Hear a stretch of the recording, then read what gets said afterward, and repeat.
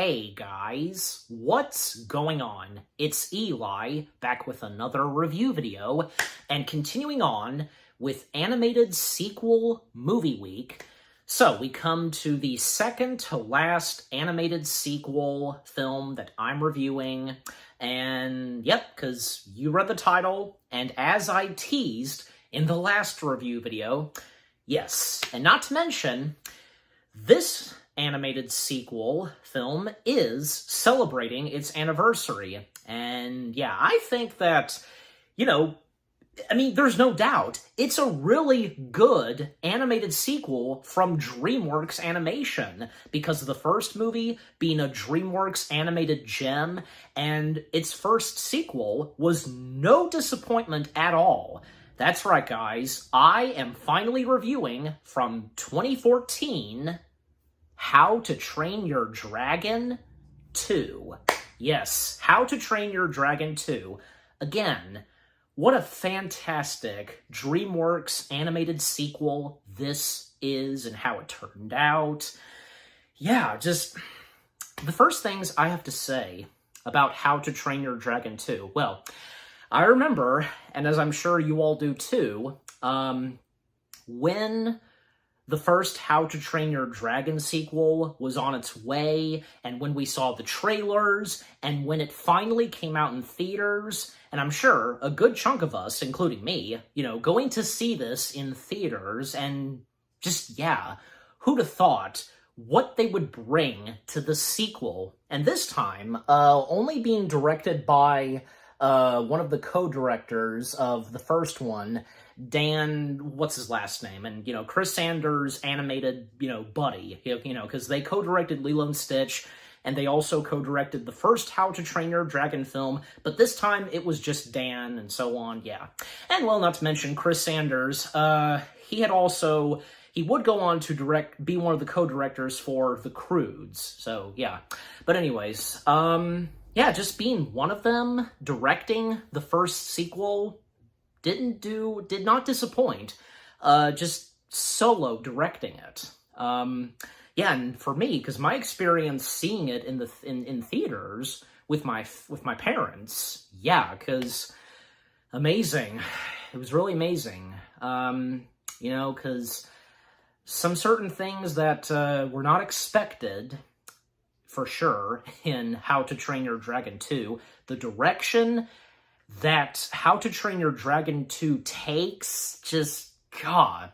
And, because it's just like, say, after, say, Kung Fu Panda 2, look at the direction that took. And now with this, like, some dark stuff, and boy, did they have the balls to do some certain things that go on in this. Definitely. And you know exactly what they are. Yeah, and getting to rewatch this, obviously, because, well, I knew I would be reviewing this, and yeah, rewatching it, of course, it still holds up. And for me, it's tough to choose which is my favorite of the How to Train Your Dragon films. No hard feelings on the first one, okay? Nor the third. I gotta say, I'd have to go with this. I'm just saying, because I usually really enjoy the number 2 animated films, like, say, Toy Story 2, or, How Despicable Me 2, and so on, take those for example. Yeah, and I'm sure you guys would probably feel the same way too. Like, if How to Train Your Dragon 2 is your favorite of the How to Train Your Dragon films, again, no hard feelings on the other two. I'm just saying, and I'm sure, yeah, the same goes for some of you guys, yeah. Yeah, and just overall, How to Train Your Dragon 2, it's no disappointment of an animated sequel from DreamWorks, coming off of the heels from the first one, which was as I said, a DreamWorks animated gem, and for this, just, yeah, it's really good, it really is. Okay, so, as always, for me, read the description / the story. 5 years have passed since Hiccup and Toothless united the dragons and Vikings of Berk. Now, they spend their time charting the island's unmapped territories. Yeah. During one of their adventures, the pair discover a secret cave that houses hundreds of wild dragons and a mysterious dragon rider who turns out to be Hiccup's long-lost mother, Valka. Yeah, Valka. Hiccup and Toothless then find themselves at the center of a battle to protect Berk from a power-hungry warrior named Draco. I think, yeah, I'm saying that right. Draco, yeah. And how some of the characters say it. Yeah, Draco. So, yeah, being the main antagonist of this film. Not just Draco, but, you know, another evil dragon. You know, because we had an evil dragon in the first How to Train Your Dragon. Now we have another one. Why would we not? But, yeah. All right, so with that out of the way, getting into the film itself, yeah. And also, I like to point out, as I've done before, that How to Train Your Dragon 2 being another one of DreamWorks animated films to be distributed by 20th Century Fox. It's true, and, you know, not to mention, 2014 was a big year for DreamWorks. Sir, it pretty much was. It's a fact, because we had this, we also had Mr. Peabody and Sherman, and the Penguins of Madagascar. I don't seem to recall if, aside from 2014, if there had been another year where they managed to crap out 3 movies in 1 year. That's amazing. I don't know, because maybe DreamWorks isn't the only one to do this kind of thing. I don't know, but I'm just saying, that's kind of a record, don't you think? DreamWorks managing to cram out 3 movies in 1 year, because usually they would do 2, but in the year of 2014, they managed to whip out 3. That's impressive. I kind of give a little bit of applause to DreamWorks. Wow, that's a record, I think, for them. So, yeah. And you know what? Because all 3 movies that came out that same year, no disappointments at all. Yeah. Well, I'm sure because not everybody enjoyed all 3 of them, but I'm just saying, you know, I know for me personally, because I've enjoyed all 3 that came out that same year. But anyways, all right. So okay, getting into the film itself. Yeah. Oh yeah. And by the way, the Dean. Yeah, that's his name. Dean. My bad. Yeah. Again, one of the co-directors of the first How to Train Your Dragon film, he would go on to solo direct the sequels, as well as the live-action remake. Yep. All right, so anyways, so getting into the film itself. Yeah, because, well, again, 5 years have passed, and as we get a bit of narration from Hiccup, once again, being voiced by Jay Baruchel, if I'm saying his last name right still, again, you know me sometimes. Yeah. 5 years have passed, and everything is better than ever in Berk.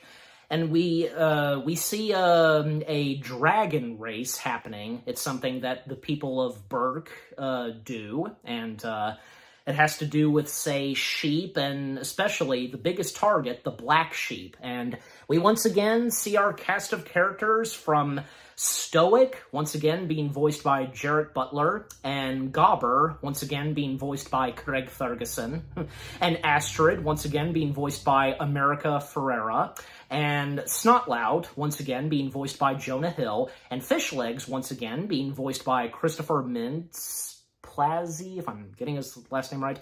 And I like to point this out, in my review of the first How to Train Your Dragon film, if any of you even noticed and realized, I got Snotlout and Fishlegs wrong, like, just describing the 2 of them. Like, I'm sure you get my point, and my bad, but yeah, because Fishlegs being the big chubby one, and Snotlout, well, being the handsome, like, cool one, just, you know. Not to mention that Snotlout and Fishlegs, they're trying to make an impression on Rough Nut, you know, because, once again, having the twin brother and sisters, Tough Nut and Rough Nut, once again being voiced by T.J. Miller and Kristen Wiig, yeah. Snotlout and Fishlegs, sometimes in this movie, trying to make an impression on Rough Nut. But something happens to Rough Nut later on in the movie, but until I get there. Yeah, so again, an annual dragon race, I presume, happening, but yeah, all of them are there except for Hiccup and Toothless. They're missing, and they're supposed to be there. Well, and after, like, the dragon race is complete, and, well, Astrid won the dragon race, not to mention Stoic mentioned and shouted, referring to Astrid as his future daughter-in-law. Yeah, that's sweet of him. And yeah, because it's obvious, because whenever the time comes, even before, say, up to How to Train Your Dragon 3, Astrid and Hiccup will officially tie the knot and get engaged and married. So yeah. But again, that is before the second sequel. So yeah. So again, the dragon race is completed, Astrid won, and we finally cut to Hiccup and Toothless. And by this point, well, some of the characters, most notably Hiccup and Astrid, they've grown up quite a bit, and since, well, 5 years have passed, and I don't think I really knew about this, because this thing on social media, I guess like it's a meme or something, like citing Hiccup as he gets older in the two How to Train Your Dragon films, becoming hot and handsome. I mean, yeah, he becomes good looking as the series proceeds, and with the two sequels, not to mention like the series that the other materials of How to Train Your Dragon that would make their way on, say, well, Cartoon Network, Netflix, the short films, some of the shows, just, yeah, you get my point. Yeah, so Hiccup and Toothless, basically riding around in the sky, and with some new gadgets and equipment that Hiccup has made, and to help with, when it comes to Toothless flying, and Toothless unable to really fly without Hiccup, and, yeah, just some cool gadgets, and not to mention Hiccup having some contraptions of his own attached to him where he can fly. Yeah. And things kind of not going so well, like just them kind of not quite there with flying and such, and a moment where, Toothless is demanding an apology, and he's just, being, Toothless doesn't disappoint in this, of course, yeah. But the chemistry still between Hiccup and Toothless, always good, yeah.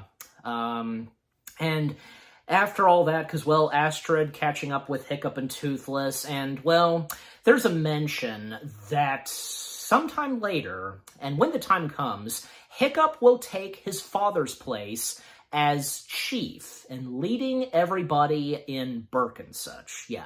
Yeah, so the handing of the torch passed to Stoic's son, obviously, yeah.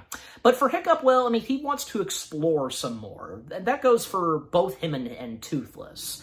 Exploring new land and uncharted lands and such, not on the map, unmapped and such, and as I read in the description / the story. And that is when Hiccup and, getting Astrid to look, that there is some uncharted pieces of land out in the ocean near Berk, and thus, well, Hiccup, Astrid, Toothless, and Astrid's dragon, which being yeah, that being Stormfly, yeah. They basically travel to the uncharted, locations, near Berk and in the ocean, and, well, stumbling upon this, giant iceberg or something. And that is until they are noticed, and these Vikings are trying to capture, Stormfly and Toothless. Well, yeah, because it's obvious that there are some Vikings out there and how they feel towards dragons still. However, these group of Vikings, and being led by enter a new face in the How to Train Your Dragon franchise, Eret. Yeah, I think I'm saying that right. Eret, son of Eret, as he says. And Eret being voiced by Kit Harington. Yeah, he's the dude, he's the dude from Game of Thrones, yeah. As I recall, so him being the voice of Eret. Yep, that's right. And, well, everybody knows him best as Jon Snow. But also, yeah, I almost forgot, he was also in Marvel's The Eternals, playing Dan Whitman. And we also know that he is married to his Game of Thrones co-star. Yeah, they fell in love on the set of Game of Thrones. Good for them. Yeah. So yeah, and I almost forgot that he was the voice of Eret. Yeah.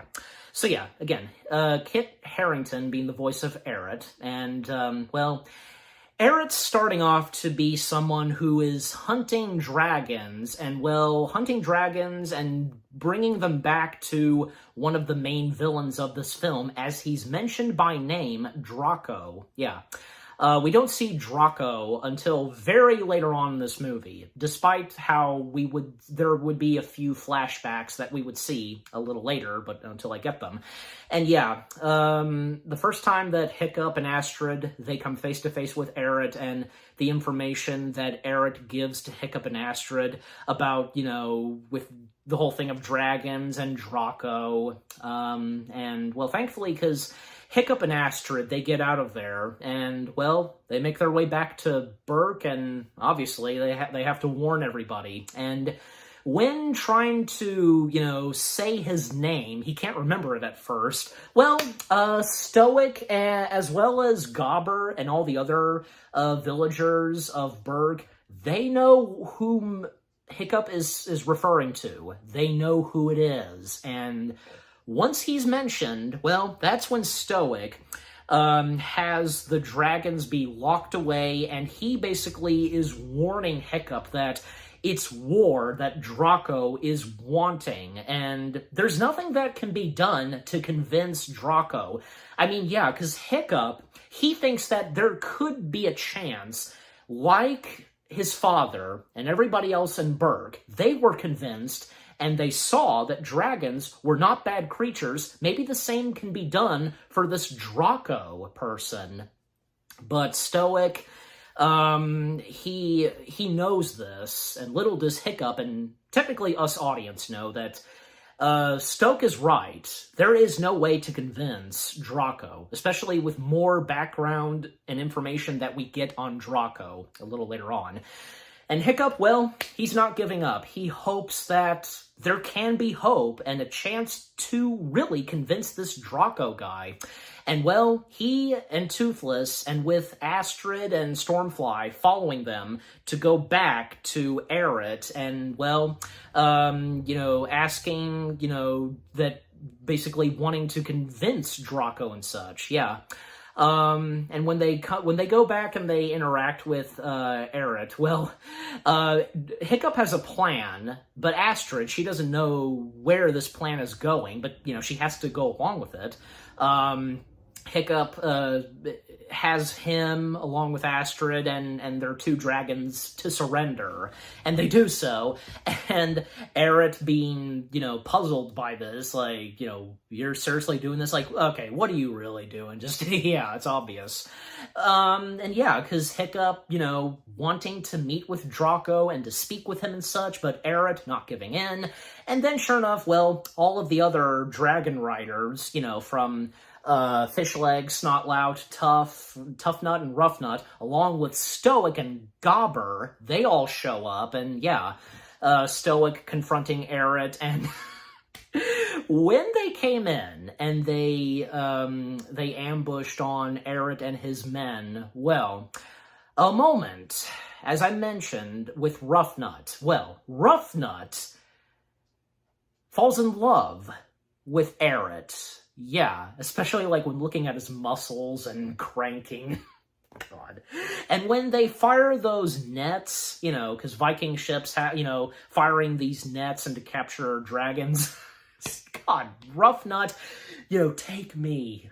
Stupid of Rough Nut. No offense to her, but I'm just saying, You can't there's no way for her to immediately have Eret fall in love back with her. Just, which never happens in this movie. Yeah. Oh well, it's how it happens in the movie, and it is what it is, but anyways, yeah. And Stoic, like, he's trying to get Hiccup to listen to him that there is no way to convince Draco.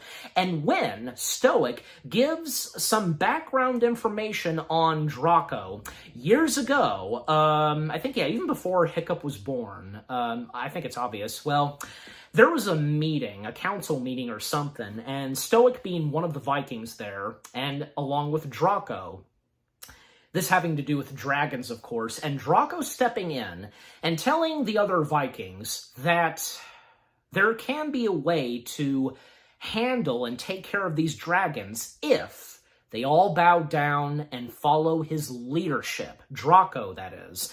And, well, according to Stoic, they all laughed at him, and so did he. And Draco, he didn't take that very well. He left, and I think, according to Stoic, he kind of cried, but obviously this was Draco's doing, causing a fire in the top of the room that they were in, the meeting, to collapse on them, and only Stoic survived. Only he survived.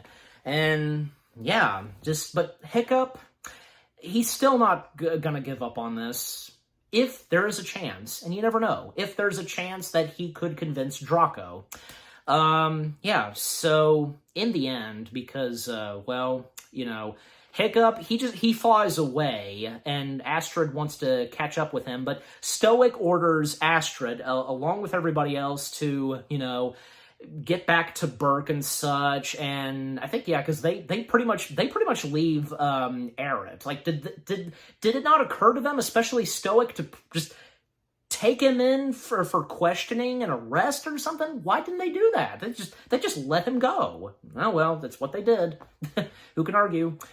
And it's how it goes in this movie. But anyways, but of course this isn't the last time we see Eret, because what Astrid does next to really convince Eret to do as she and the others ask, but until I get there, Hiccup being upset by this, and, you know, he just really hopes that there can be something that can be done with this.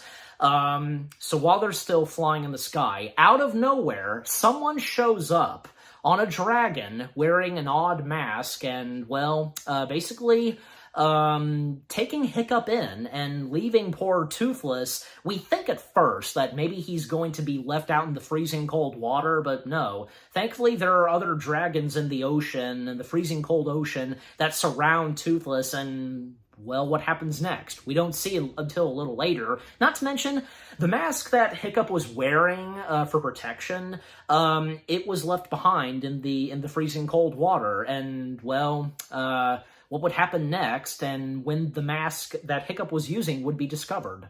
So, when Hiccup being taken away and coming to this uncharted location where we discover all of these dragons that live in this cave, and whom has been taking care of all these dragons, and Hiccup, puzzled and just, you know, doesn't know who this strange person is, and checking out Hiccup and so on. And even when Toothless comes in, yeah, Toothless is okay. As I said, some of those dragons in the ocean, well, we see that they brought Toothless to this location where Hiccup was taken to, and yeah.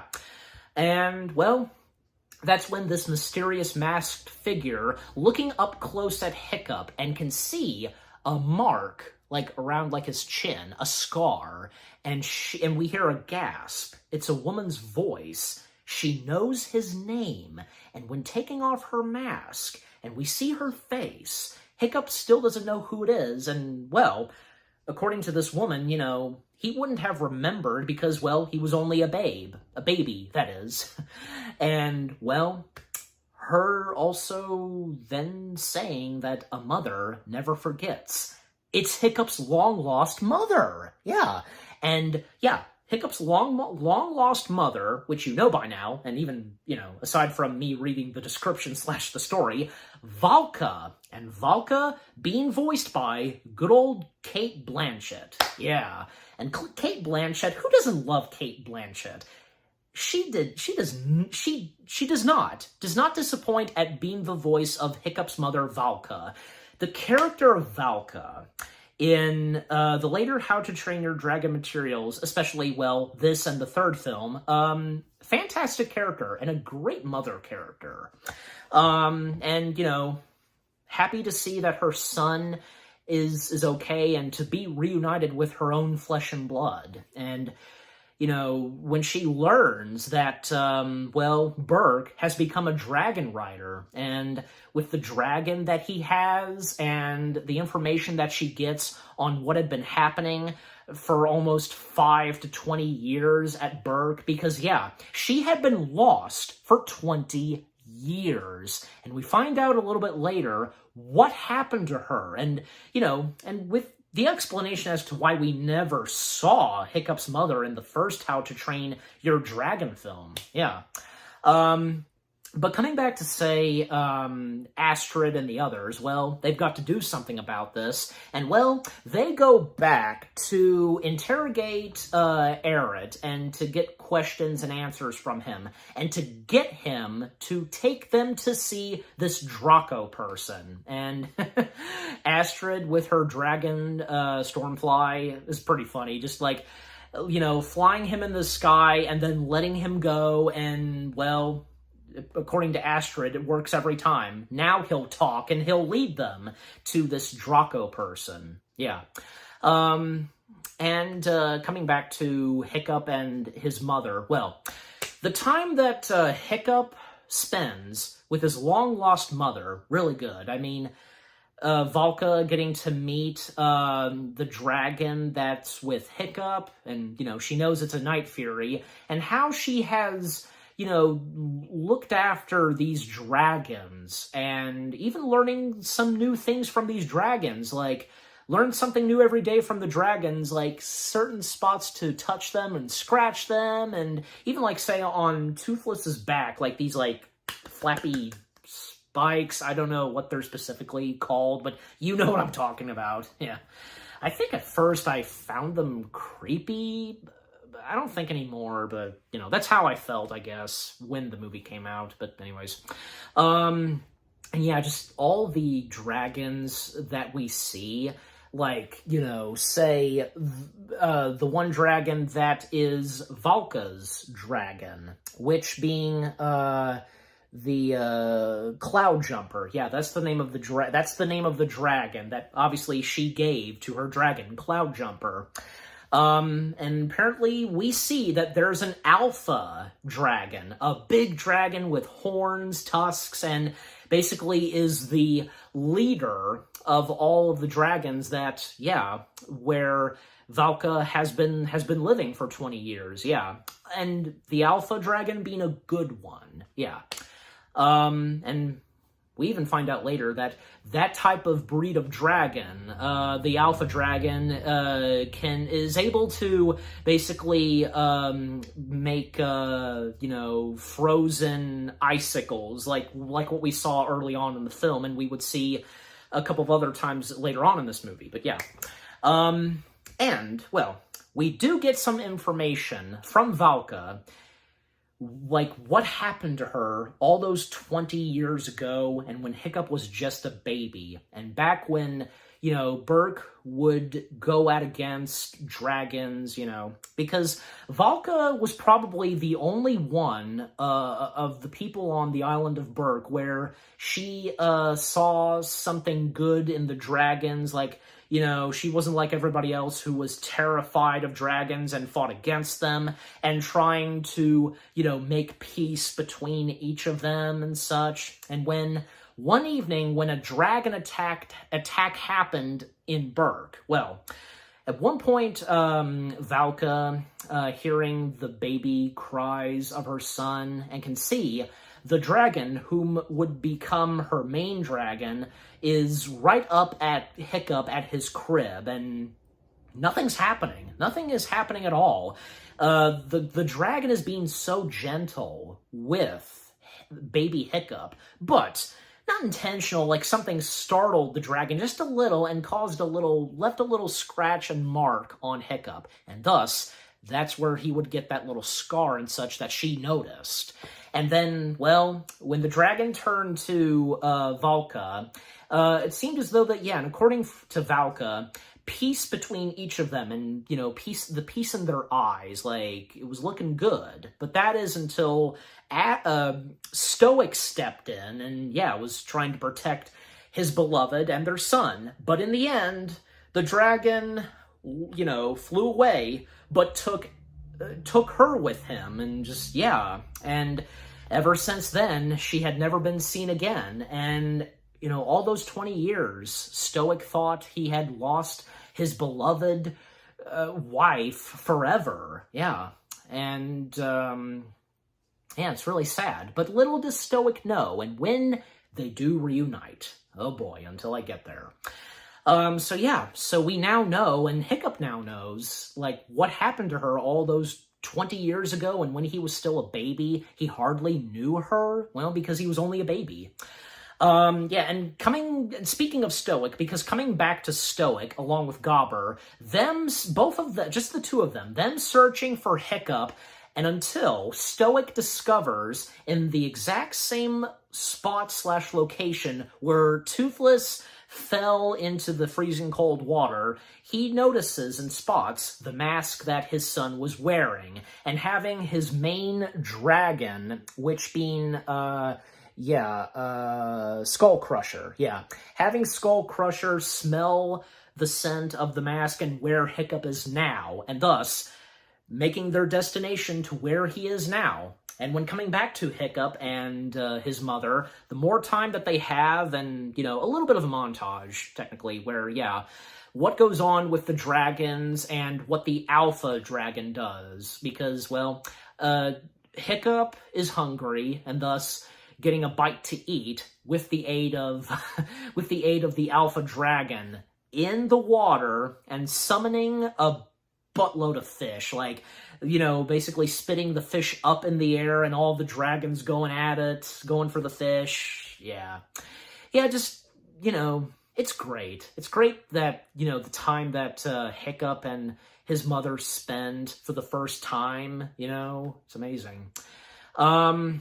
And when coming back to Astrid and the others, because again, they finally get Eret to take them to find and locate this Draco guy. And once they do, because Draco and an army of Vikings, and with the dragons that they have, and when, they do get caught and are held hostage, and we finally see this Draco villain character, and Draco, and I almost forgot that he was the voice of Draco. Draco being voiced by good old Damon Hunzo, if I'm getting his full name right. The same guy who was in Gladiator, he was in the first Guardians of the Galaxy film, and he's done so many other great films. I'm sure you know exactly who it is that I'm talking about. Great guy, great actor, and he too did not disappoint at being the voice of the main villain of the first How to Train Your Dragon film. He was good, Draco, I don't know, because maybe not really one of the strongest villains, but, anyways.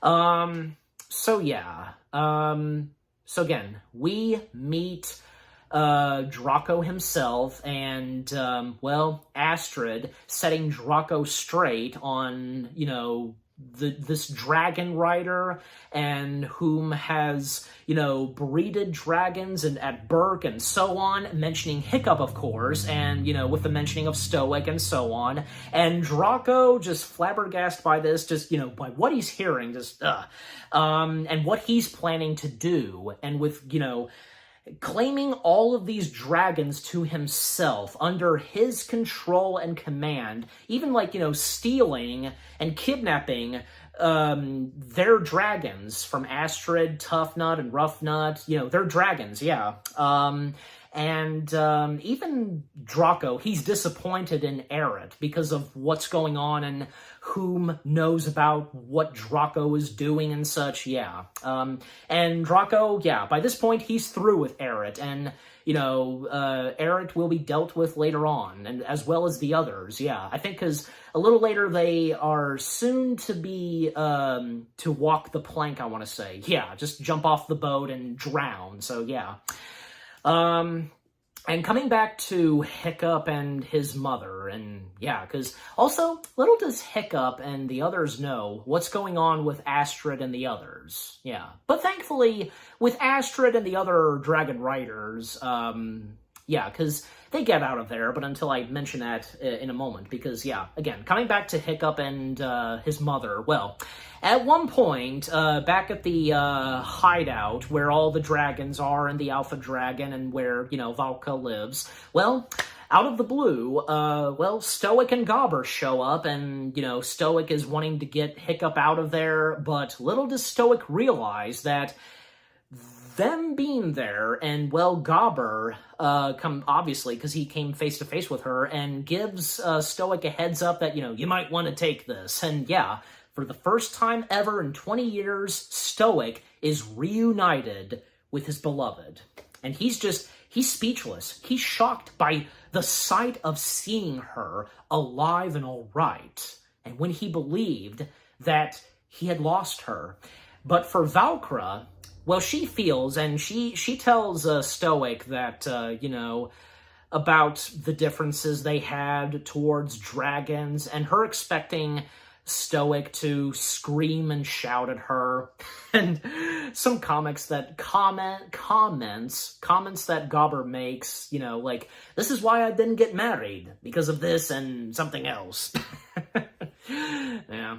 I mean, who can blame Gobber and anybody else who, choose not to get married, but anyways. But, for Stoic and Valka, that's different, but yeah. And as Stoic is getting up close to Valka, well, is she expecting what she suspects him to do? No, because touching her by the cheek, and the most sweetest thing that he ever says to her after 20 years, you're as beautiful as the day I lost you. How he says it just, ugh! And it's obvious, and she knows, of course, that it's all good. Everything's okay now with him, and so on. Two lovebirds reunited. That's great to see. Yeah. And yeah, just now, the time that they're spending, and being reunited, yeah, even when, like, say, later on, they're cooking up some dinner, but also how Valka feels, like, if she's gonna go back to Berk, but the information that's given to her, and, Gobber's kind of not being that much of help, but, nothing intentional. And then until Stoic starts to sing a song that is theirs. It's their song. It's very lovely and sweet and emotional. Yeah. And as as she starts to sing, and then they start to really dance, and, well, even Gobber and Hiccup joining in as well. Yeah. And, well, a happy family reunion right there. Yeah, and it seems as though that, yeah, Valka more than likely is going to go back to Berk with her son and her beloved husband. Yeah. Also, to mention Toothless some more, because the funny moments that happen with Toothless, along with Valka's dragon, is pretty funny, especially when, munching on the fish and making gross pieces, well, and to properly eat the fish, as we all know, in How to Train Your Dragon. Even, because what Toothless did for Hiccup in the first one, jeez. Oh, well, proper way to eat it, I guess, even for the dragons. And coming back to Astrid and the others, well, because by this point, yeah, they are about to meet their doom, being about to jump off a boat, but thankfully, Eret, he starts to help out Astrid and the others. He switches sides, turning from the dark side to the good side, helping them out, and yeah, especially by this point, and since, well, Draco had enough with Eret. So what was the point? Just, yeah, join the good side. It's for the best. Yeah, so them getting out of there, and yeah, they do get the dragons free. Not to mention, one of the dragons, I believe, yeah, because it was, it was hooking. Am I saying that right? That's Snotlout's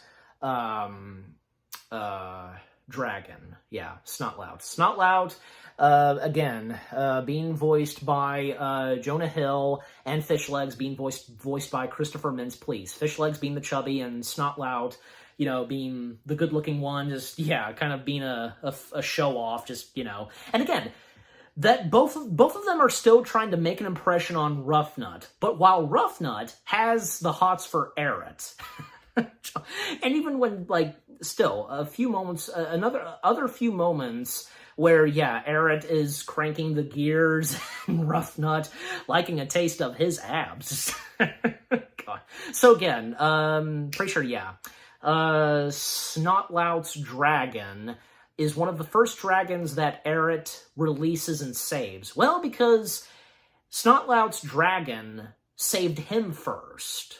And now, Eret returning the depth to the dragon. You know what I'm saying? Yeah, returning the favor, basically. And yeah, it goes pretty well, yeah.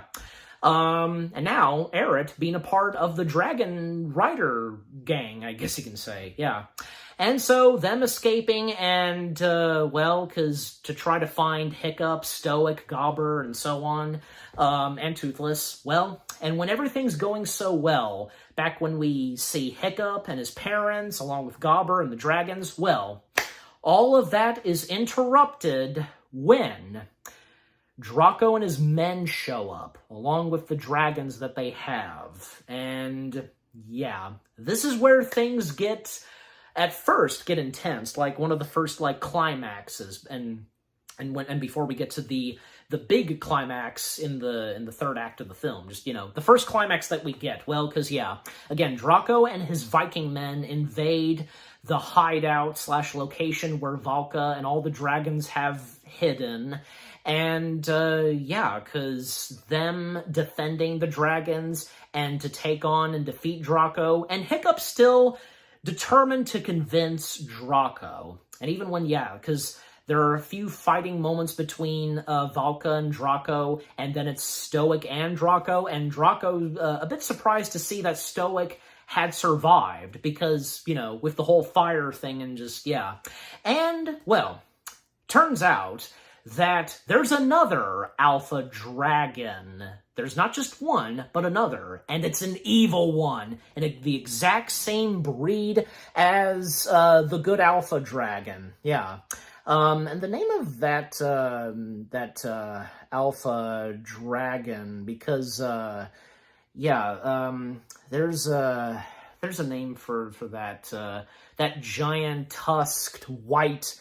Yeah, it's the B. Wildebeest. I think that's the specific name to call it. The B. Wildebeest. This big white tusked alpha dragon. We saw the good one, but now we see the bad one, and yeah, not to mention, like, there's like 2 chains around its tusks, yeah, and obviously, yeah, because we see a fight between the 2 alpha dragons, and sadly, in the end, the good alpha dragon loses. The evil one kills the good one with its tusks, literally. It's done for. It is quite emotional, especially for Hiccup and Valka, yeah. And now we have the evil alpha dragon, you know, led by Draco. And yeah, because the evil alpha dragon is another antagonist of this movie, obviously, yeah. And when Hiccup tries to, this time, convinces and tries to convince and talk with Draco on what dragons are like back at Berk. And, you know, they're not all bad, because they, you know, everything's changed. The dragons were misunderstood creatures. They're harmless creatures and such. And what Hiccup explains to Draco, but for Draco, the total opposite. And even when Draco shows off Hiccup, you know, that he lost an arm, but he's not the only one. Like, look at Hiccup. He lost a leg, but that wasn't anything intentional. Just, you know, but for Draco, just completely an evil man, and, you know, his point of view and what he's going to do, and with the use of dragons, and with the evil alpha dragon, the B. Wildebeest, yeah. And, well, because getting the evil alpha dragon's attention, because Draco, like, waving his weapon, you know, to summon the evil alpha dragon, and, well, Stoic and Valka, they can see that Hiccup is in danger, and them dashing to save their son, and Stoic telling Gobber, to, you know, change of plans because of what they're going to, you know, this time saving Hiccup. And, well, the dialogue that Draco gives, you know, to Hiccup, and when it comes to the evil Alpha Dragon. And basically, well, because, we know, of course, that the Alpha Dragon is the leader of the other dragons. But for the evil Alpha Dragon, mind control, controlling the other dragons. And when Draco, ordering the evil Alpha Dragon, the Bewilderbeast, that's the breed of the dragon, ordering it to take mind control on the Night Fury, which of course being Toothless, and well, there's nothing Toothless can do at first because, Toothless now being under mind control by the evil Alpha Dragon, the Bewilderbeast, and basically ordering Toothless to attack and kill Hiccup, and, because Hiccup, I'm sure as though that he does realize that, Toothless is being under mind control, right? Because surely Hiccup is seeing this, and with what Draco is telling Hiccup, and seeing what the evil Alpha Dragon is doing to Toothless, and well, even Hiccup telling Toothless to snap out of it, and we can see from Toothless's point of view, his eyes, that he's blinded, and he can kind of hear his master's voice, which being Hiccup, but can't see him because he's being blind because of the mind control. And well, Stoic dashing to save his son, and well, Toothless under mind control, about to unleash the power that Toothless has, the firepower to kill Hiccup, but Stoic stepping in, and well, this is where things for sure get dark. And, well, because now that we come up to the part where, Hiccup's, father tragically dies and such, totally unexpected, Well, joining me to talk about this, a cameo, of one of my good friends, Tiki, from So You Want to Be an Imagineer. It's good to have you cameoing for this review of How to Train Your Dragon 2. So you're just to be clear, this is through the Cameo app, and you're paying me like $50 to be here, right? No, obviously I'm kidding. Yeah. So Tiki is wanted to chime in and basically because talking about Hiccup's father's death and from when he gets killed and when it comes to the funeral service, So and if you like to, Tiki, like any quick things you have to say on how you feel towards How to Train Your Dragon 2?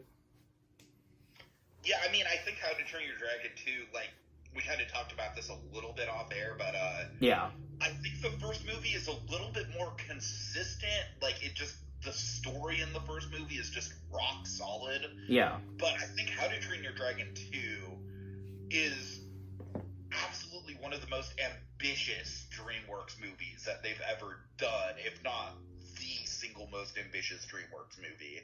And this scene that we're about to talk about is a big part of that. I think that this movie just really takes a lot of bold, creative swings, not just with his death, but stuff like having Hiccup's mother essentially be like an absentee mother for all of his life, and then coming back into the picture and still trying to find some common ground. And I mean, there's a lot of bold stuff going on. The whole thing with Hiccup trying to follow in his father's footsteps to be chief. I love the progression on Hiccup's character through the trilogy, and I think this is definitely the best movie in regards to, like, he's still the same guy, but he's just a different character than he was in the first movie, just all around, just because of the passage of time. And I think these movies just do a really fantastic job of that. Like, honestly, probably more so than just as far as capturing that passage of time. I really think How to Train Your Dragon is like the benchmark of capturing that. I think it's like, I really don't think you have a better series. to go off of when it comes to just the evolution of the characters throughout an extended point of time. Oh yes, yep. And I also mentioned this. Look at you, Incredibles. Yeah, and I Sorry. I also mentioned this off camera because the direction that How to Train Your Dragon 2 goes, dark and a bit depressing. Well, it's not just that, but even before How to Train Your Dragon 2, we also had Kung Fu Panda 2. Like the direction that took, just jeez. But with the death sequence of Hiccup's father and with his funeral, because yeah, what do we have to say on that? I honestly think Stoic's death is maybe the biggest creative swing that DreamWorks has ever taken as a studio. Mm-hmm. And I respect the hell out of it. I truly think it's like, it's made, I truly think it's probably about as on the level as Mufasa's death in The Lion King. I mean, I think with Mufasa, you linger on that death a little bit more, right? Because you don't have Stoic's dead body just being prominent. I mean, you have a little bit of that, but I think the thing that really impacts this and puts it on that same level is just the fact that that Toothless, granted, I know he's under mind control, obviously, so.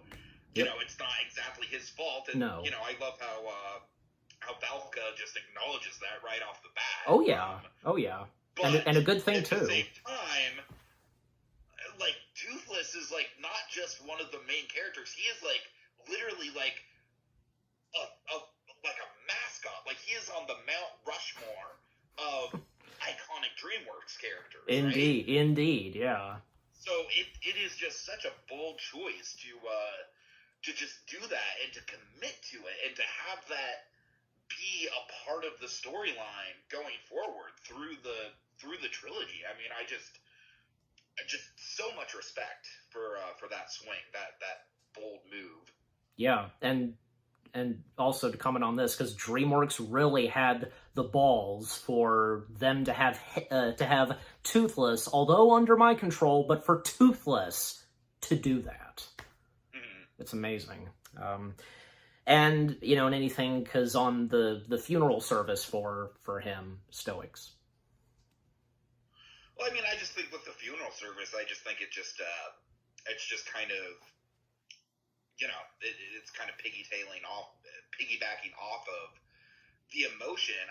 What really strikes me about the funeral service, honestly, like rewatching that scene, is how much of an evolution the character of Gobber has throughout the trilogy. Yes. Because Gobber is very much in the first movie, he is just pretty much just comic relief, right? Like, he doesn't really have a role outside of being comic relief in the first movie. He's great comic relief, don't get me wrong. He's effective comic relief, but that's what he is. And in this movie, I mean, it's just the script has been completely turned, and he is just just very much a surrogate father. I just think that his whole arc is very much kind of flipped on its head throughout the sequels. Yeah, and I respect that. And also, one thing that we were kind of talking about off air again is Valka. Just the fact that she's reunited with Stoic. Literal, like, less than a day after Stoic's death. I mean, that is, again, I'm sorry if I'm being repetitive here, but I keep using the phrase bold swing, and I mean, that's, again, it's one of those things where you just would not expect DreamWorks to go as dark as they do with it. Yeah. I mean, at least they did get to see each other, what would be the last time that they would see each other, just for one day, them being reunited for one more day, and how, he, even especially after Stoic, had gotten, used to dragons and so on, and to know that his beloved was safe and sound, and just, yeah. Oh my god, okay, like, I need to acknowledge how great that whole reunion scene is. Just, just him seeing her for the first time and just rushing up to her, and you think like, oh boy, there's going to be a confrontation, but no, it's like just big hug. I mean, that plus the Viking dance that they do. I mean, just the very limited amount of screen time that we do get with the two reunited. I mean, it's maybe like 3 or 4 minutes of screen time total in the whole movie, but it paints such a picture of what these two. It basically you get the picture of what their whole life must have been like together, Mm-hmm. And I know it just I really like. You obviously feel for Hiccup a lot in the moment where Stoic does die, but honestly, as an adult, and I did see this movie for the first time. It came out when I was in my 20s, and as an adult, like I was feeling way more for Valka, man. Like, I mean, obviously you feel for everyone in that situation. You feel for Toothless because, Toothless snaps out of it so quickly, and he knows what he's done. You can see that in just the facial animation. Yeah. And so it's just a devastating, like I said, I feel like obviously with Mufasa you have like the intimacy of the situation. You have, you just linger on that freaking carcass, and you have just Simba nuzzling up to it. Like, there is an intimacy there. Yep. But with this, it's just, I feel like the power is just in how it messes up literally everyone. I mean, it's such a cosmic shift in the whole fabric of the world building. Mm-hmm. Yeah, and also I was going to point this out. What's-in-Face, whom Craig Ferguson voices, help me out. What's that? Gobber. Yeah, his name slipped out my head. Not to mention because, the speech, like, from him and Hiccup, the speeches that they give for Stoic's funeral service, especially for him because, the fact that he lost a best friend and almost like a brother to him. You can imagine the pain that goes through him. Yeah, totally. Yeah, totally. And for me, because with Stoics... Bastard basically loses a father-in-law? Yes! I mean, even though that she and Hiccup didn't get married yet, but that doesn't matter, because it's like that, yeah, to her, he was like a father-in-law to her. But, for me, because with Stoic's death and the funeral, well, couldn't have said it better myself, with like what Tiki said, because, yeah, the fact that DreamWorks Animation going in that direction in How to Train Your Dragon 2, and it's like, they have no problem doing this, taking the balls and the risks, doing something like this in an animated feature film, for families, and, and yeah, because good comparison about Mufasa, because, yeah, I mean, this isn't the first time that we've seen something like this, and the fact that we spend like quite a few good minutes and such with, the lifeless body of someone's parent and stuff like that. And in this case, with The Lion King, it's Mufasa, and for How to Train Your Dragon 2, it's Hiccup's father, Stoic. And yeah, and because with Hiccup, and his mother grieving over him, as well as Astrid and all the others, and, well, Toothless, yeah, because him snapping out of it and how awful he feels, but Hiccup's mother knows that it wasn't Toothless's doing, and she knows. She knows very well, and Hiccup should know as well, because the mind control that Toothless was under. And, right. Yes, and, and the fact, because... I like how Hiccup snaps out of it pretty quickly, right? Like, yes. When Drago, is that his name? I think so, yeah. Alright, honestly, he's, for as memorable as this death is, I love the voice actor, but I don't really think, as a character, he's the strongest. I mean, probably the best villain of the trilogy. Yeah, the villain. Just doesn't have great villains, honestly. Well, throughout this review, like, yeah, I've been saying the villain's name, but yeah, I know who you're talking about, of course. There's no denying that he was a pretty good villain in How to Train Your Dragon 2, and maybe, like, almost... Just say he's no Scar, right? He's not like a... No, not really. Like, even with DreamWorks standards, he's not like a, like a Farquaad or a Farron Godfather. Or I don't really think he pops off the screen, but he's still genuinely really intimidating. or the peacock from Kung Fu Panda 2. Exactly, right. Yeah. Yeah. But at the same time, he's still a pretty good villain. I mean, not just him, but the giant dragon that mind controls all the dragons. And what I was saying, and continuing to what I was saying, because, yeah, I mean, because after Toothless, under mind control, killing him, and because now the villains off to, do their business and stealing all the dragons, and including Toothless, and to think that, Hiccup was just angry at Toothless, and that would be the last thing he would say right before, Toothless flies off under mind control.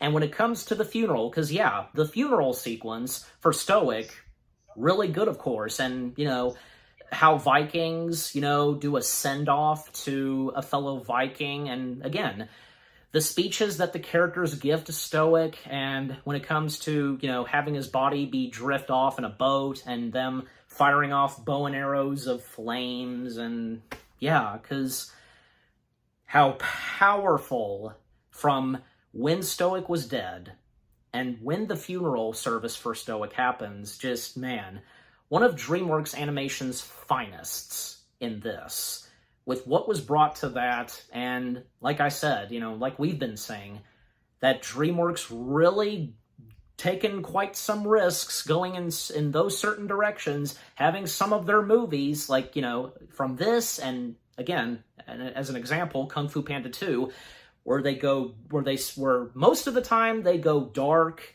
and they go, and still, same thing, depressing. It's just amazing. Like, what more do we have to say? I also just want to acknowledge, with, How to Train Your Dragons is, going to be, the anchor, kids area of that land, basically. And I just think it's, I'm sorry, but it's hard to look at the concept for that land and not think, okay, yeah, you're going to have a children's land, but, man, it's based off a franchise that has gone in some dark directions, and I think it's just really interesting, that the franchise can be this anchor franchise for kids, and then also just be a series kind of in the Toy Story mold where you literally grow up with it, Yeah. Or in the Harry Potter mold. I mean, granted, I hate to say Harry Potter for obvious reasons, but yeah, I don't want to get too political with that. But yeah. But with Harry Potter, it is what it is. With those movies, you do grow up with those characters as well, and I think that's a big part of the appeal. And so I think just the fact that this franchise has been able to be both just an anchor for DreamWorks, and then also just a creative, it's both one of its most lucrative properties and one of its most creatively ambitious properties at the same time, and I really respect that. Oh yes, absolutely, yeah. Well, and I think because great way to end it off there, but yeah, so there you go, because Tiki popping in for a little bit, joining in, reviewing a little bit of How to Train Your Dragon 2 with me. I'm and here for a very brief cameo. No, you're not. Too bad. But yeah, thanks for popping in, Tiki. Sure, anytime. Anytime. Okay, so continuing on after the tragic, out of nowhere death of Stoic and his funeral, and again, thanks to Tiki for chiming in for that. Yeah, so after that, because all hope is not lost, Hiccup and the others, they're not giving up, because what they do next, and seeing as how, Eret joining their side now, they have no dragons. How else are they going to get back to Berg and take on Draco? And, since he's got all of the dragons, and with the big dragon, the evil alpha dragon, just so happens that there were some baby dragons that, still, on the island that, Valka and all the other dragons lived on. Yeah, because them being too young, and they don't listen. So yeah, they ride on the baby dragons, all of the baby dragons, they all ride back to Berk, and well, we see back on Berk, well, because all of the dragons that are, the villagers' dragons, well, they start to be under mind control by the evil alpha dragon, and all hell is about to unleash on Berk, and well, Draco introducing himself to them and even telling them that their chief is dead, and it doesn't take them that long to realize that, well, he's referring to Stoic, and and then, because, chaos being unleashed where the evil alpha dragon, breathes icicles on Berk, covering most of Berk, and when all of the baby dragons, that are ridden by Hiccup, Valka, Astrid, and all the others, they come back and they see what's happening in Berk, and thus, they stop at nothing to take on Draco, the evil alpha dragon, and to get Toothless and the other dragons to snap out of it. And especially for Hiccup, his priority right now is to save and to get Toothless to snap out of it. And when he confronts Draco, and while Draco riding Toothless, and well, Hiccup trying to, get Toothless to listen to him, and for him to remember to recognize him, and ultimately, and to speed things up, because Toothless does eventually snap out of it and, basically flings off Draco off of him, and and that's when all the other dragons are no longer under mind control by the evil alpha dragon, they all come together and taking on the evil alpha dragon and also Draco, and well, and also because Hiccup and Toothless, attempting to, not have Draco, ride on the evil alpha dragon to separate them, basically. And in the end, they're winning. They're succeeding. Even when at one point, it seems like Toothless and Hiccup, they are defeated by the evil alpha dragon when it unleashes, frozen icicles and such on top of them. But Toothless unleashes his power, breaking off the ice, and well, Toothless is challenging the Bewilderbeast, the big evil alpha dragon, because slowly but surely, Toothless becoming the alpha and being the leader of all the other dragons, and well, Toothless protecting Hiccup, and thus, again, Toothless and all the other dragons, along with the Vikings, them coming together, and the dragons unleashing their flames on the evil alpha dragon. And even at one point, one of them causes Draco to lose his mechanical arm, because, him losing an arm, but that piece, it comes off of him, and and even at one point, the evil alpha dragon, its tusk, it breaks off, and in the end, the Bewilderbeast alpha dragon, the evil one, along with Draco, they're both defeated. And neither one of them get killed, as far as I recall. I mean, because what happens is that the evil alpha dragon dives in the water, and we never see the evil alpha dragon again, nor Draco. I mean, did Draco, live? Did he survive or something? I mean, because obviously, because he was riding on the evil alpha dragon, and surely, because, he went underwater with the Bewilderbeast evil alpha dragon, I guess, I assume, but, just overall, because we really don't know, if say, Draco drowned it or something, but, But anyways, they are defeated once and for all, and Berk is safe at hands and with the dragons, and the dragons being reunited with their owners, and especially everything's good now for Toothless and Hiccup. And a cute moment between Hiccup and Astrid, come here you, and they kiss, and well, Valka happy to be back at Berk, and, Hiccup happy that, he still has his mom, and Valka even telling her son that his father would be prouder than say her. Like, she wouldn't be proud as she is. No doubt about it. And well, sure enough, the eldest of Berk, and her dragons were these tiny dragons, She basically knights Hiccup being the next chief. And yeah, even Gobber announcing that your chief has returned, has come back and such. And yeah, now the handing of the torch has now been passed to Hiccup. He is now the new chief of Berk. And the epilogue that we get in How to Train Your Dragon 2, really good, because, well, another dragon race, and with the sheep and the black sheep, and yeah, again, Hiccup being the new chief, and the last bit of narration that we get from Hiccup, and what a great way to end off How to Train Your Dragon 2, without a doubt.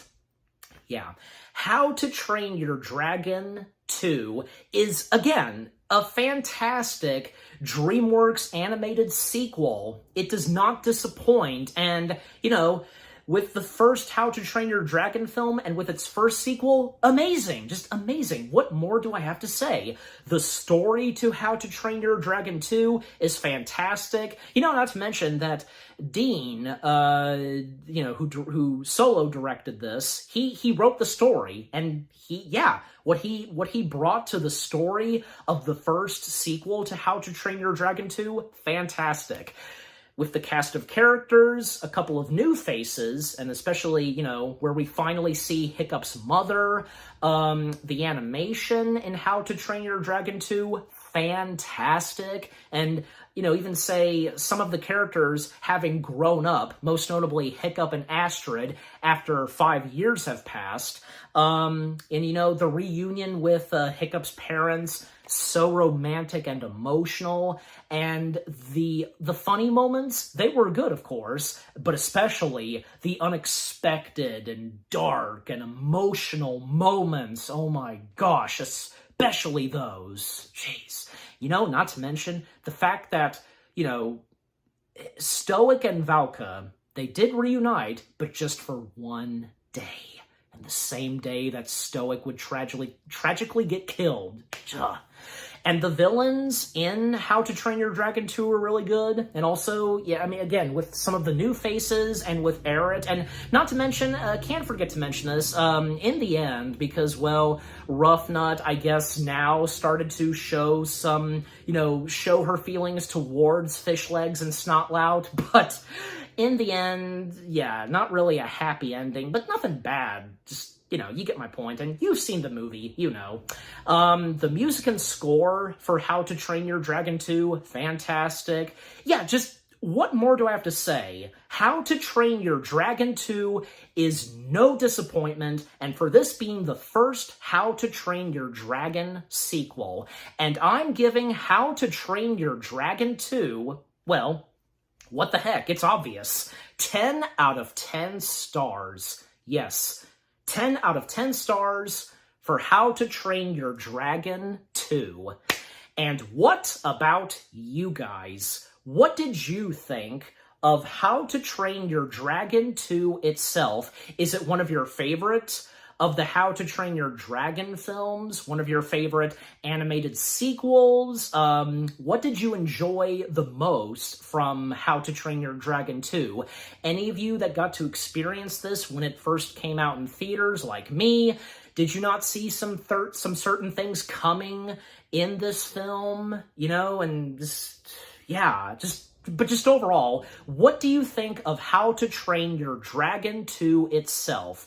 And with what I've had to say, my review, and yeah, what did you think of my review? Leave comments and give this review video a like, as always. And so, with all that being said, thank you very much for watching. I hope you guys enjoyed my review of How to Train Your Dragon 2. More review videos are coming your way. They're going to be awesome. Keep looking forward, and I'll see you guys in the next video / review. And, well, there's only one more animated sequel film left for me to review for Animated Sequel Movie Week. Stay tuned later tonight, because the last animated sequel film that I'll be reviewing, well, let's just say we return to Arendelle. I think you know exactly what it is. Yeah, again, stay tuned for that. Take care, happy anniversary to How to Train Your Dragon 2, and until I review How to Train Your Dragon 3, peace out.